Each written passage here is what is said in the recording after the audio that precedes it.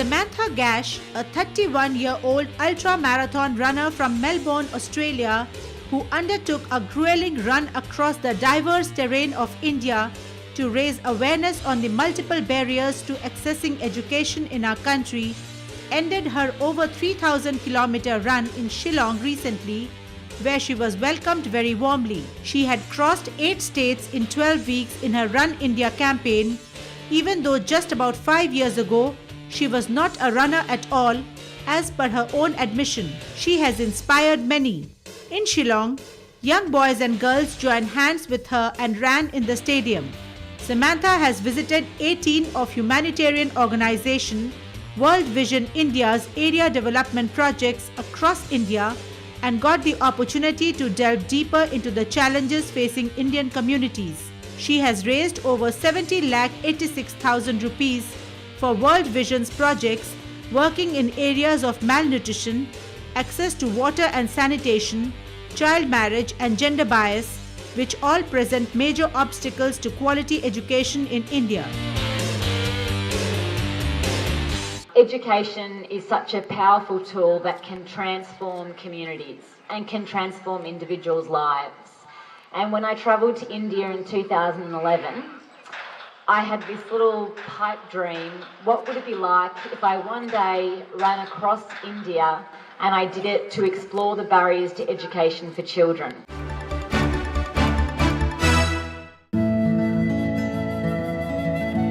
The 12th Festival of Books for Children held at Assam Engineering Institute Field, Chandmari, Guwahati, saw many children coming to browse and buy books, a heartening scene in these times when television and internet have captured much time which earlier used to be devoted to storybooks. From Indian folk tales to Western stories for children, fairy tales, coloring books, comics, stories about superheroes, the array was wide. Assam is the first state of the country which declared March 4th as Child Protection Day. In the book fair, many activities were also held to make children aware of various issues. The motto of the festival was Education Beyond Classroom. The booksellers urged parents to create atmosphere for children to read books and not just blame them for not reading.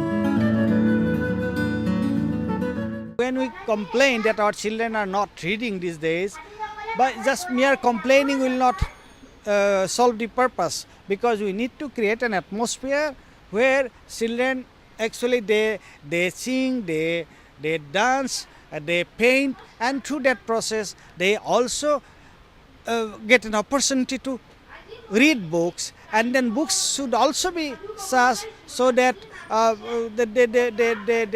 is an element of fun, there is an element of play in the books, so that children don't find them boring and they find them interesting.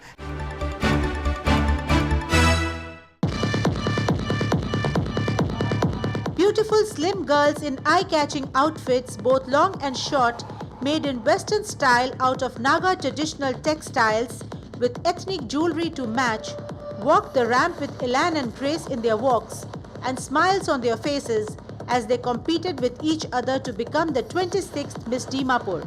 7 girls were shortlisted for the grand finale out of the many hopefuls. These 7 sashayed in the many dresses including pristine white wedding gowns looking like fairies on the ramp of Dimapur's Hotel Saramati. They answered questions in effort to prove that they had brains as well as beauty. They had earlier gone through a series of photo shoots, grooming sessions and fitness tests as per international standards. Finally, Lanu Sangla M. Longchar from Little Star Higher Secondary School became the second runners-up. Elizabeth Chaffee from Unity College emerged as the first runners-up. And the winner's crown of Miss Dimapur went to Shanili Chishi, a student from Tetso College. Shanili Chishi will now represent Dimapur in the Miss Nagaland contest to be held in December this year. She will also be the brand ambassador for Nagaland State Disaster Management Authority. Namaste. People of the state thoroughly enjoyed the beauty pageant.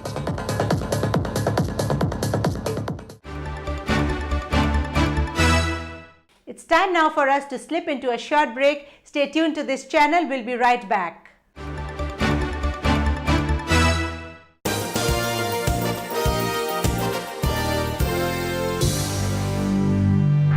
First Word, a complete monthly magazine of the Northeast, packaging news and current affairs, sports, culture, festivals, achievers, life in metro, and lots more. Buy the magazine today from stalls across the Northeast and New Delhi, or subscribe for 12 issues by paying Rs 320 online. For details, contact 98101 29327.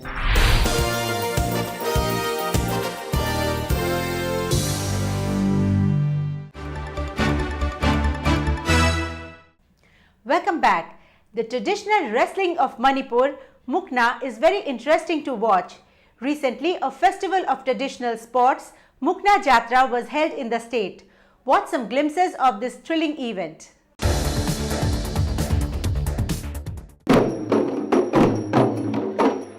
Manipuri style of wrestling, Mukna, was the main focus of Rangan 2016, a festival of indigenous games held recently in Manipur. Organized by Krida Bharati, an organization which promotes indigenous games in the country, the Manipur event witnessed over 72 players hailing from 5 districts of Manipur participating. There were individual events and team events, and each saw tough competition.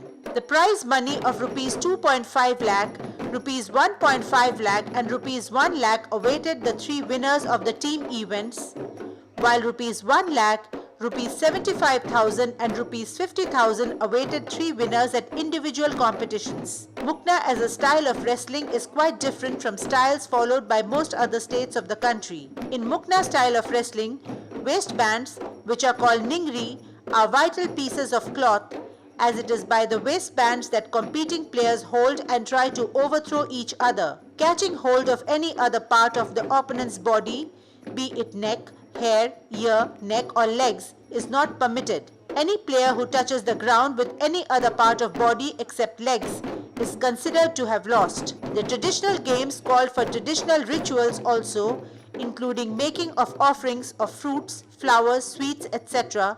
to the guests of honor, and singing of songs.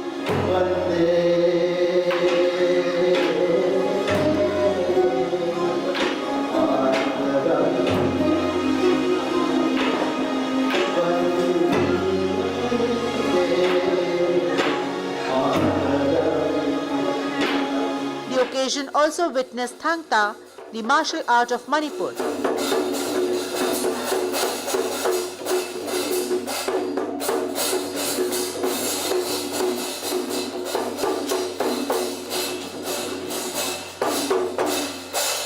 Another interesting traditional game which sent chills down many spine was blindfolding a participant and making him cut a radish kept on the stomach of another player.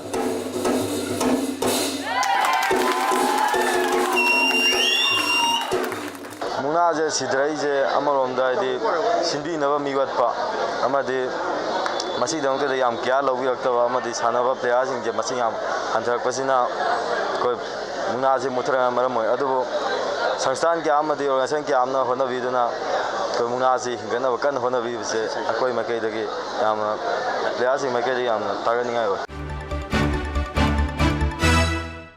Robert Naurem of Manipur is a known name in the fashion industry. Recently, Naurem held a fashion show in Manipur which was attended by the who's who of the state. Watch on and enjoy some glimpses of this glamorous event.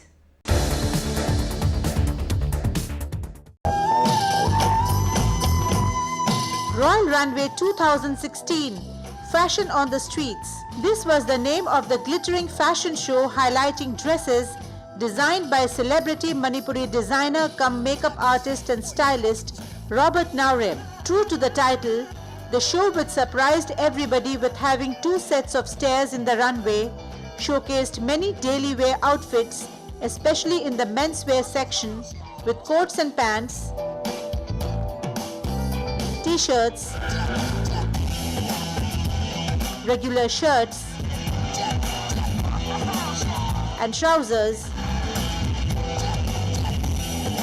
kurta pajamas and dhotis. The outfits of the women, however, were far much more glamorous, with long skirts in white and gold, shimmering blouses and sheer fabrics dominating, not to mention the eye-catching hairstyles. Not forgetting to promote the traditional fabrics and dress, Naurem had a section of beautiful phonics and Rani fees. 6 tall models were invited from out of the state. They rubbed shoulders with 14 models from Manipur, with Miss India 2016 Priyadarshini Chatterjee being the showstopper. Other celebrities who graced the occasion included the state's Deputy Chief Minister Gaikhangam, who cut the ribbon and inaugurated Naurem's academy cum showroom at Imphaal's Uripok Khoisnam Lekai. Manipur's Industries Minister Govindas Kanthojam and Forest and Environment Minister Hemo Chandra also graced the occasion. All this was a tribute to the talent of this designer who has struggled long and suffered due to people taunting him as a transgender and for being feminine in his ways. Today, by sheer hard work, Naurem has become a name in the fashion industry and has held shows in places like Dubai and Thailand, and is also an official makeup artist and designer for Miss India contests. It's time now for us to wind up the episode. Before going, let us quickly announce the names of the contest winners of this week. For our contest section, we had asked, what did we show in the entertainment section? The answer is Fashion Show at Aizawl, Mizoram. The winners are Zokum Pui from Kolasib, Mizoram, Kea Barman from Guwahati, Assam, and M. Suchika Devi from Imphal, Manipur.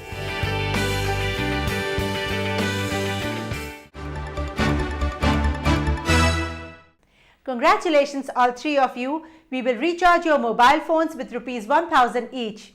Viewers wanting similar recharges from us have to answer a very simple contest question. Which state's wrestling contest did we show in the episode today? Rush your entries to youth_folio@yahoo.com or SMS to 99540 See you again next Thursday at 7:30 p.m. Until then, goodbye and take very good care of yourselves in this time of dipping mercury.